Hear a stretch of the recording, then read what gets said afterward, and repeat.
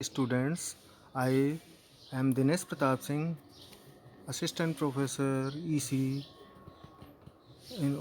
at Oriental Institute of Science and Technology, Bhopal. Today, I will take lecture on Introduction to Cellular Mobile Communications System, Unit 1. This subject is newly introduced in EC 7 semester according to RGPV syllabus. ये subject 7 semester के लिए नया है। वैसे पहले 6 semester में cellular mobile communication subject हुआ करता था। ऐसा आप लोग जानते हैं, सेलुलर मोबाइल कम्युनिकेशन लगभग सभी स्टूडेंट्स यूज़ करते हैं। हम आप सभी सोसाइटीज़ पूरे वर्ल्ड में ग्लोबली 70% पब्लिक के पास आजकल मोबाइल फ़ोन है। तो मोबाइल फ़ोन में जो टर्मिनोलॉजी, प्रोसेस और टेक्नोलॉजी जो यूज़ होती है, उसकी स्टडी हम सेलुलर मोबाइल कम्युनिकेशन में करते हैं। तो सेलुलर मोबाइल कम्युनिकेशन की हिस्ट्री स्टार्ट होती है मार्कोनी से, जब मार्कोनी ने फर्स्ट रेडियो इन्वेंट किया था। ऐसा आप लोगों को पता होगा, मार्कोनी ने 1893 में फर्स्ट रेडियो इस्टेब्लिश किया था। उसके बाद Nikola Tesla made the first public demonstration of wireless telegraphy. Markovnikov conducted long distance oversea telegraphy by using radio wireless in 1897। Markovnikov ने 1897 में रेडियो नेटवर्क का यूज़ करके first telegraphy long distance oversee, मतलब समुद्र के उस पार दूसरे देशों तक उसने अपना संदेश टेलीग्राफ के थ्रू भेजा मार्कोनी ने। इसके बाद 1940 में एनालॉग मोबाइल फ़ोन सिस्टम वाकी टाकी यूज़ किए गए यूएस आर्मी, यूएस मिलिट्री द्वारा 1940 में। उस समय के एनालॉग मोबाइल फ़ोन सिस्टम जो काफ़ी हैवी हुआ करते थे, एरिक्सन और मोटोरोला कंपनियों के, तो 1940 में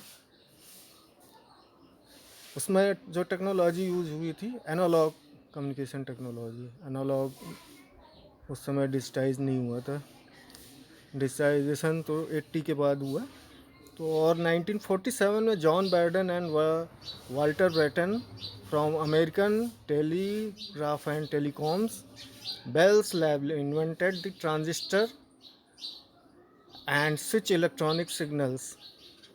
सेमीकंडक्टर डिवाइसेस यूज़ करके सबसे पहले 1947 में John Bardeen and Walter Brattain ने, अमेरिकन टेलीग्राफ एंड टेलीकॉम के इंजीनियर थे दोनों, इन्होंने ट्रांजिस्टर यूज़ करके स्विचिंग डिवाइसेस और एम्पलीफाइंग टेक्निक्स यूज़ की। जैसा कि हम लोग जानते हैं कि हम जो मैसेज, हमारी वॉइस होती है, इसको हम साउंड वाइब्रेशन के थ्रू, माइक के through electric pulses, electric signal में कन्वर्ट करते हैं, फिर उसको एम्पलीफाई करते हैं। एम्पलीफाई करके उस सिग्नल को लॉन्ग डिस्टेंस तक ट्रांसमिट करने के लिए सिग्नल को हाई फ्रीक्वेंसी कैरियर पर मॉड्यूलेट किया जाता है। ये सारी स्कीम एनालॉग टेक्नोलॉजी में आती है। जब हम एनालॉग सिग्नल को सैम्पलिंग के थ्रू डिजिटाइज करते हैं, सैम्पलिंग करके फिर क्वांटाइजेशन करके, वो डिजिटल सिग्नल के फॉर्म में हमें 0101 के फॉर्म में मिलता है, वो डिजिटाइज टेक्नोलॉजी। तो उस समय 1947 में John Bardeen and Walter Brattain ने, जो AT&T के इंजीनियर्स थे, उन्होंने ट्रांजिस्टर को यूज़ किया उस समय और फर्स्ट वायरलेस मोबाइल बनाया। AT&T introduce commercial radio communication, car phone. इसके बाद कार फ़ोन, जो कार में मोबाइल यूज़ करते हैं, कार में मोबिलिटी होती है, एक डिस्टेंस से दूसरे डिस्टेंस तक जाते हैं, तो उसके लिए हमें, जैसे पहले जो नॉर्मल टेलीफोन सेट होते थे घर में रहते थे, उनकी पोजीशन फिक्स रहती, लेकिन मोबिलिटी के लिए हमें ऐसा वायरलेस कम्युनिकेशन सिस्टम चाहिए जो रेडियो लिंक के थ्रू कनेक्ट हो, that is connect to radio link to the local phone network. In 1979, first commercial cellular phone service was launched by the Nordic Mobile Telephone. Nordic countries हैं Finland, Sweden, Norway, Denmark वगैरह, इन्होंने first commercial cellular phone system service launch की थी in 1979 में।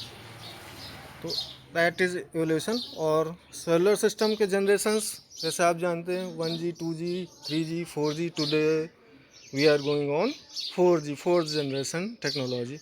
तो first G से start हुई हमारी टेक्नोलॉजी मोबाइल कम्युनिकेशन की और अभी 4G में है। तो ये सभी स्टेप में हम थोड़ा आप लोगों को ब्रीफ करेंगे। फर्स्ट जनरेशन में वॉइस ओरिएंटेड सिस्टम्स होता था, जो पूरी तरह से एनालॉग सिस्टम था, वॉइस ओरिएंटेड। इसमें केवल हम वॉइस को ही ट्रांसमिट और रिसीव कर सकते थे।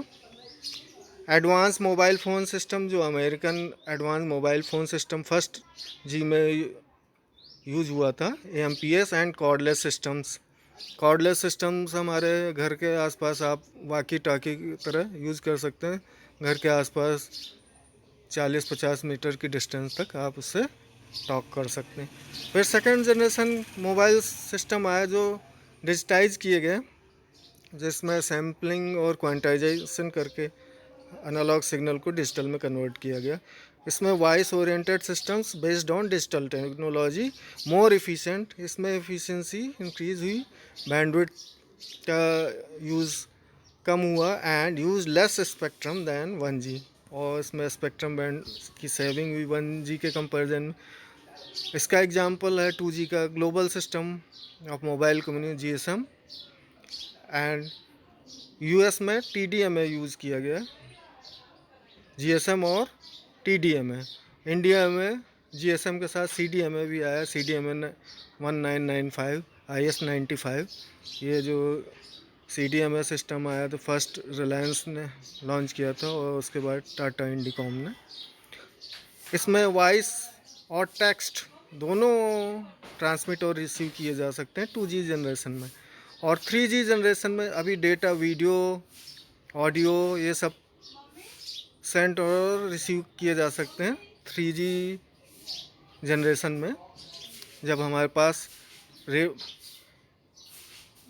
General packet radio service start हुई। जब हम डेटा को पैकेट के रूप फॉर्म में ट्रांसमिट करने लगे और रिसीव करने लगे तो 3G सिस्टम में ये पॉसिबल हो पाया। High speed voice oriented systems integrated with data services.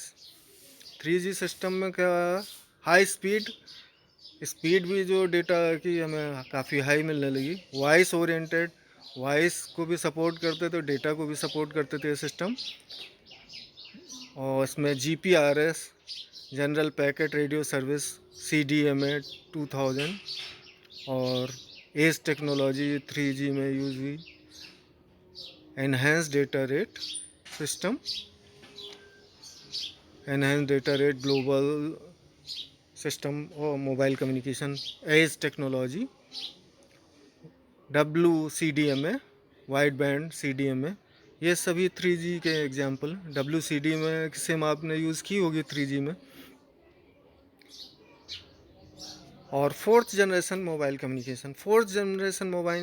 Communication में जो टेक्नोलॉजी यूज़ की जाती है वो VoLTE and LTE, long term evolution, voice over long term evolution and long term evolution, ये अभी यूज़ हो रही है technology. This is based on internet protocol networks. IPv6 IPv4 version use करते हैं इंटरनेट प्रोटोकॉल का, and will provide voice data and multimedia services to subscribers. और frequency reuse के बारे में हम थोड़ा सा जानेंगे। फ्रीक्वेंसी रीयूज़, जो हमारा फ्रीक्वेंसी बैंड है, स्पेक्ट्रम है, बहुत प्रीशियस है। अगर इसको हम रीयूज़ कर लें तो बहुत ही बेटर होगा, क्योंकि जो स्पेक्ट्रम इतना कॉस्टली है, तो सारा खेल जो है स्पेक्ट्रम का है। तो फ्रीक्वेंसी रीयूज़ मेथड किस तरह से कर सकते हैं ये हम आपको बताएंगे, क्योंकि हमारा जो ट्रांसमिटिंग एंटेना होता है उसका रेडिएशन पैटर्न या कवरेज जो एरिया होता है उसका शेप लगभग हेक्सागोनल शेप में होता है। परफेक्ट हेक्सागोनल तो नहीं है, लेकिन हेक्सागोनल टाइप का शेप होता है, उसको सेल फॉर्म हम बोलते हैं, इसलिए इसको सेलुलर मोबाइल सिस्टम भी बोलते हैं. This is a method used by service providers to improve the efficiency of a cellular network and to serve millions of subscribers using a limited radio spectrum. अगर frequency reuse न कर पाते हम तो फिर मिलियंस ऑफ कस्टमर या subscribers को हम रेडियो स्पेक्ट्रम या स्पेक्ट्रम प्रोवाइड नहीं करा पाते. इसको सेलुलर नेटवर्क या सेल से कनेक्टिविटी नहीं हो पाती. तो इसके लिए फ्रीक्वेंसी रीयूज़ का बहुत इंपॉर्टेंट रोल है. It is based on the fact that after a distance a radio wave gets attenuated and the signal falls below a point.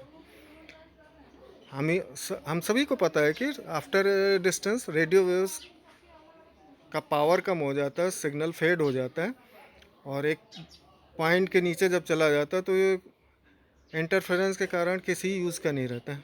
A transmitter transmitting in a specific frequency range will have only limited coverage area. Beyond this coverage area, that frequency can be reused by another transmitter. और उसके आगे हम अपने network को sales में split करते हैं. The entire network coverage area is divided into cells based on the principle of frequency reuse.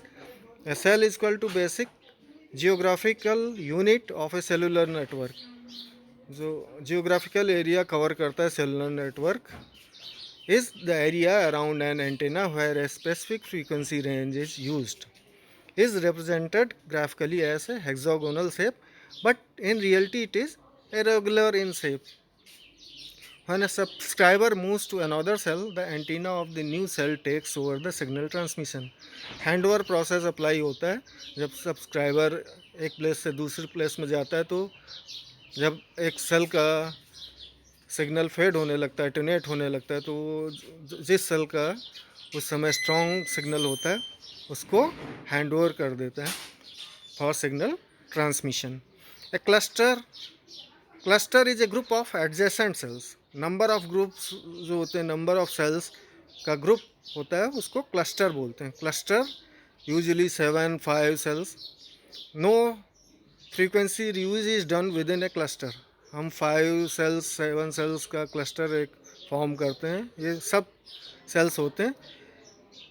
इनके अंदर जो सब सेल्स होते हैं, ये क्लस्टर होता है, इसके अंदर नई फ्रीक्वेंसी यूज़ करते हैं. मतलब एडजेसेंट सेल आसपास के सेल्स फ्रीक्वेंसी रीयूज़ नहीं करते हैं, उससे दूर वाले सेल्स यूज़ करते हैं द फ्रीक्वेंसी, क्योंकि इंटरफेरेंस का चांस रहता है. अगर नियर एडजेसेंट सेल्स भी वही सेम फ्रीक्वेंसी यूज़ करेंगे तो इंटरफेरेंस का भी काफ़ी चांस रहता है, इसलिए इसको अवॉइड किया जाता है.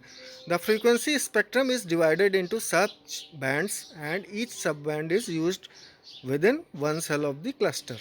In heavy traffic zones, cells are smaller, while in isolated zones, cells are larger.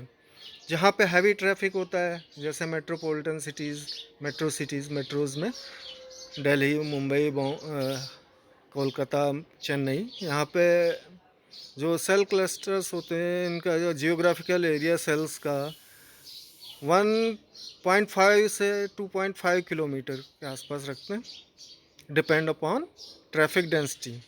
और while in isolated zones such as rural area, village, यहाँ पे जोन सेल्स आर लार्जर. यहाँ पे सेल कवरेज एरिया किलोमीटर्स में होता है, 10 kilometres, 15 up to 20 kilometres maximum. Network cells ये figure है जो कि इसमें फ्रीक्वेंसी स्पेक्ट्रम और सेल क्लस्टर का डायग्राम आप देख रहे हैं. इसमें 7 सेल्स यूज़ किए गए हैं. इस क्लस्टर में 7 सेल्स का क्लस्टर है और सभी की फ्रीक्वेंसी अलग अलग बैंडविड्थ एलोकेट है. 100 मेगाहर्ट्ज़, 200, 300, 400, 500, 600 एंड 700 मेगाहर्ट्ज़. तो ये जो एडजेसेंट चैनल्स हैं ये सभी अलग अलग फ्रीक्वेंसी पे ट्रांसमिट कर रहे हैं. हमारे पास 800 मेगाहर्ट्ज़ का स्पेक्ट्रम है, तो हम सभी को अलग अलग कैरियर फ्रीक्वेंसी दे देंगे 100, 200, 300, 400 इस तरह से। टाइप्स ऑफ सेल्स, तो 3 टाइप्स ऑफ सेल्स होते हैं। जो सेल डिज़ाइन होता है वो 3 टाइप का होता है, जो इंजीनियर इसको डिसाइड करते हैं। Macro cell, micro cell and pico cell. ये जियोग्राफिकल एरिया के हिसाब से बांटे गए हैं। मैक्रो सेल के अंतर्गत 6 मील तक का एरिया कवर करता है मैक्रो सेल। 6 मील means near about 10 kilometre area.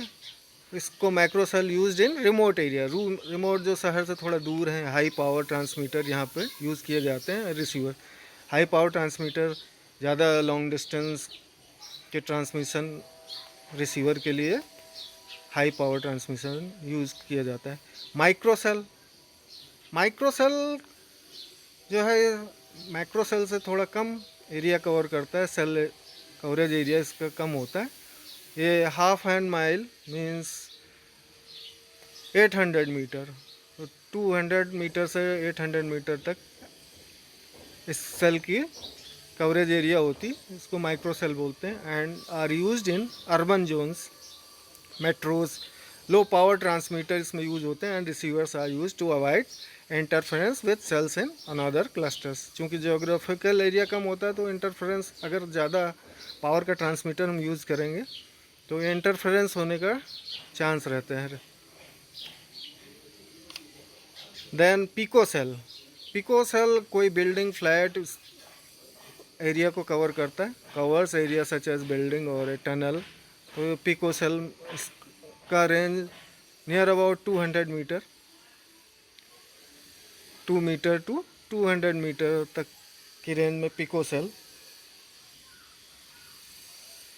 Apply होते हैं। द अदर सेलर कॉन्सेप्ट्स में इसमें हैंड ओवर एंड रोमिंग आते हैं।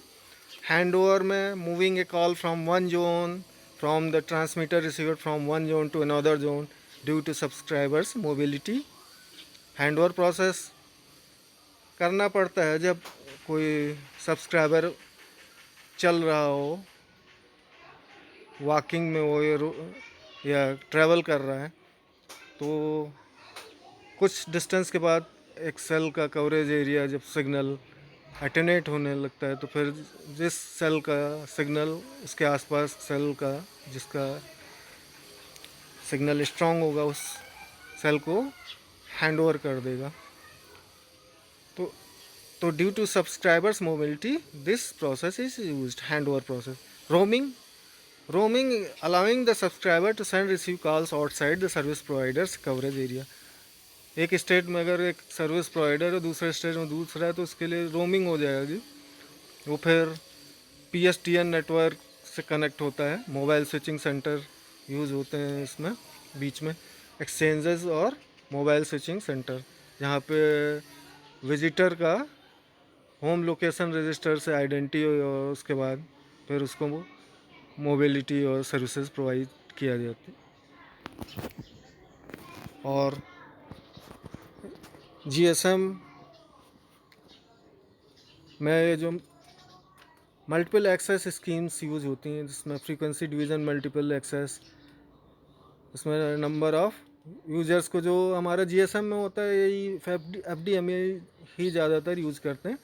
इसमें यूज़र 1, 2, 3, 4 फ्रीक्वेंसी अलॉट कर दी जाती है। जैसे मैंने दिखाया था 7 सेल्स के क्लस्टर में 100 मेगाहर्ट्ज़, 200 मेगाहर्ट्ज़, 300, 4, 5, 600 मेगाहर्ट्ज़, इस तरह से पावर और FDM में पावर और टाइम के बीच में फ्रीक्वेंसी बैंड से लोकेट कर देते हैं। टाइम डिवीज़न मल्टीप्लेक्सिंग में टाइम स्लॉट्स अलॉट किए जाते हैं डिफरेंट सब्सक्राइबर्स को। तो ये तो ज़्यादा नहीं यूज़ होता है टाइम डिवीज़न मल्टीपल एक्सेस। और कोड डिवीज़न मल्टीपल एक्सेस, इसमें सब्सक्राइबर का एक असाइन कोड असाइन कर दिया जाता है, which is use to multiply the signal sent over received by the subscriber. जो सेंडर और रिसीवर दोनों के पास सेम कोड होगा तो वो डाटा ट्रांसमिट और रिसीव कर सकते हैं। That is called code division multiple access. Thank you. आज फर्स्ट यूनिट का इंट्रोडक्शन यहीं पर ख़त्म।